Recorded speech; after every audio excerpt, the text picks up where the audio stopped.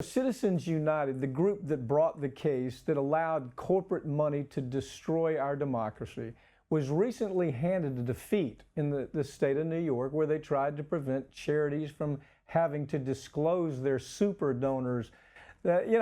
Peter, incredible case.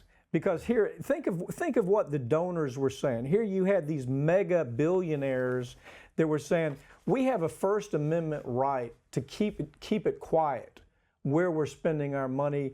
And I love that the court rejected this. That's nonsense. This is only Second Circuit. It hasn't gone to the Supremes. Right. It'll be tested in the Supremes.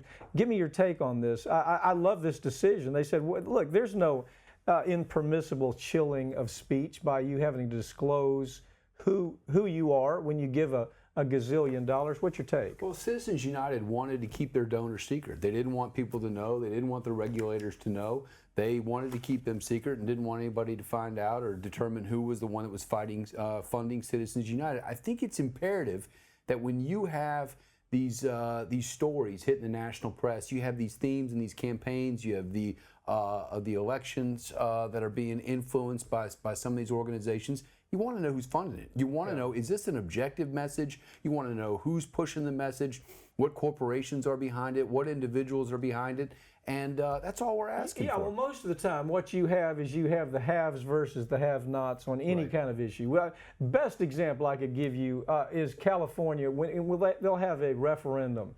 Last referendum was, we want to know if there's a GMO product that we're buying. Right. We have a right to know that. Okay, well, you got the people that say we have the right to know, who have, they can raise 1,000 here and 1,000 there. And then you've got Monsanto and these other companies that have such big money that it's not even a fair fight. The playing field's not level. I mean, you've got on one hand, you've got these mega corporations, these mega billionaires like the Koch brothers, yeah. Exactly. And you want to know where these messages coming from. It just seems like common sense, and it levels the playing field. And so all the parties have access to equal information. I thought it was interesting. The mega donors said, what you're going to do is create a climate of fear among us. That we're going to be fearful when it comes to fundraising. Fearful of what? Impermissibly chill speech or assembly, and is what they were claiming. Yeah, ridiculous. Hopefully, of course, this is a Second Circuit decision.